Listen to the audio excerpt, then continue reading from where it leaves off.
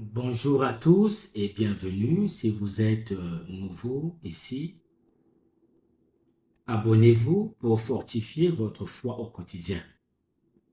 Que ce moment d'écoute soit une source de bénédiction pour votre vie.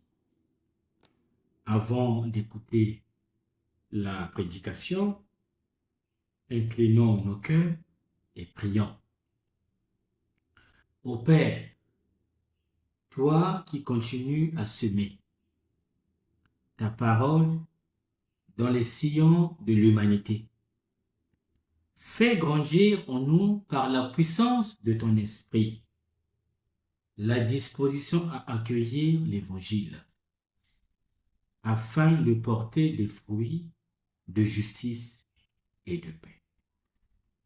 Par Jésus-Christ, ton Fils, notre Seigneur et notre Dieu, qui règne avec toi dans l'unité du Saint-Esprit, Dieu pour les siècles des siècles. Amen. Dimanche dernier, nous avons médité sur l'humilité. Le Christ nous demandait à nous, sa communauté, d'apprendre de lui la douceur et l'humilité, afin qu'elle devienne le mode de nos relations au sein de nos familles, dans la société, avec tous ceux qui nous entourent. Nous célébrons aujourd'hui le 15e dimanche ordinaire de l'année liturgique A. Nous écoutons de la bouche du Seigneur la parabole du semeur. La scène est tout à fait d'actualité. La lecture brève de ce passage d'évangile nous amène à nous interroger sur deux situations. On présente d'abord le maître venant se reposer au bord du lac au sortir de la maison. Il pense s'y trouver seul, mais une foule immense se rassembla auprès de lui. Jésus décide alors de monter dans la barque. Puis, il choisit de s'adresser en parabole à cette foule égarée. Et que raconte-t-il dans ces paraboles? Le semeur est sorti pour semer. Le semeur, c'est Jésus qui est sorti du Père pour semer. Jésus est venu semer en nous la parole de Dieu. Et quel effet aura cette parole semée? La réponse nous vient de la première lecture. Un extrait du livre du prophète Isaïe, où il est dit que la parole de Dieu est comme la neige, comme l'eau qui descend du ciel et féconde la terre. Elle ne vient pas en vain.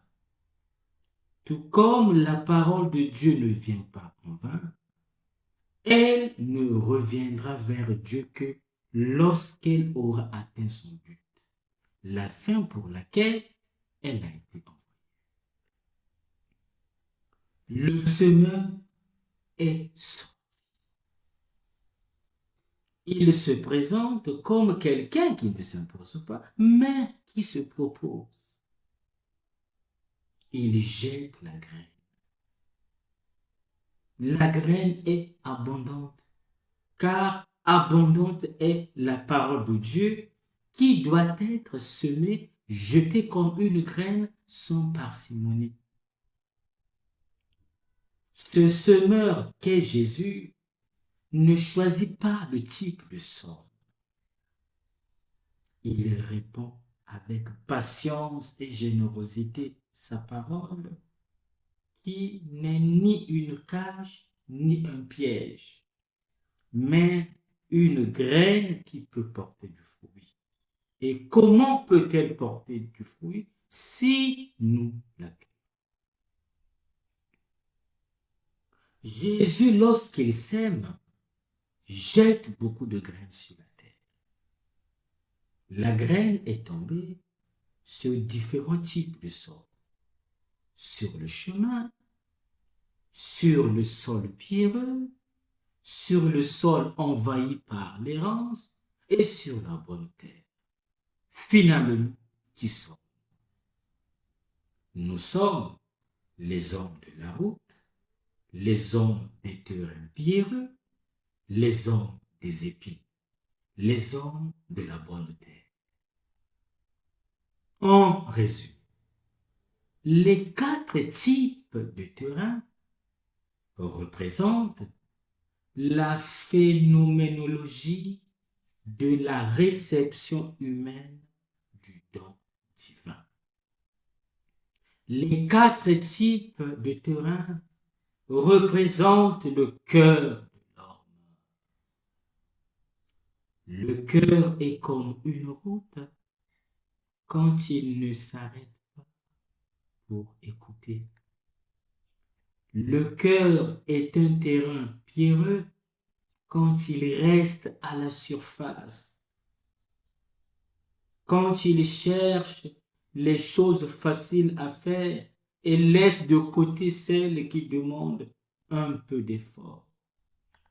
Le cœur est un terrain épineux quand il est mécontent parce qu'il n'est pas le premier. Il est malheureux parce qu'il n'a pas ce que les autres ont. Il veut paraître ce qu'il n'est pas, plus grand, plus fort, plus beau, plus riche. Le cœur est une bonne terre lorsqu'il accueille Jésus, sa parole, qui raconte l'amour que Dieu porte à chaque personne. L'invitation est donc de passer d'un cœur fermé à un cœur qui sait voir et écouter. L'écoute ouvre la voie au bien pour soi-même et pour les autres, tandis que la non-écoute, pensons à la graine tombée le long du chemin et aussitôt mangée par les oiseaux, ouvre le cœur au mal. Le mal comme fermeture à l'écoute. L'écoute apparaît donc comme la grande responsabilité du croyant, car le rameur parlait des croyants comme du peuple de ceux qui écoutent la parole de Dieu. À travers les différents types de sols énumérés, Jésus résume les différents types de personnes qui existent. Dieu nous parle toujours. Mais la question que nous devons nous poser est la suivante. Quel est notre terrain d'accueil? Quel type de sol sommes-nous? Dieu a choisi de se laisser influencer par les différents types de sols. Dans le cœur de chaque personne, il y a des cailloux et des épines, mais aussi un peu de bonne terre capable de faire germer les graines de Dieu. Nous sommes tous un peu bons et un peu mauvais. Le Seigneur offre généreusement son salut à tous, mais il ne force personne. Il respecte la liberté humaine et s'en remet à elle. Les différents types de sorts, c'est-à-dire chaque personne, ont la capacité d'accueillir ou de rejeter la semence. La responsabilité finale d'accueillir ou non la parole incombe à chacun de nous. Notre assemblée liturgique est le champ où Jésus répond la bonne semence. Dans la liturgie de la parole, nous accueillons en nous la semence parole, prêt à la laisser grandir et porter du fruit. Dans la liturgie eucharistique, Jésus, parole vivante du Père, est aussi la semence qui meurt pour revivre en nous et transformer notre vie. Dieu sème en nous sa parole. La parole de Dieu est désormais une graine puissante. Mais le Seigneur ne nous oblige pas à l'accepter. Il nous demande de l'accueillir par une réponse libre d'amour.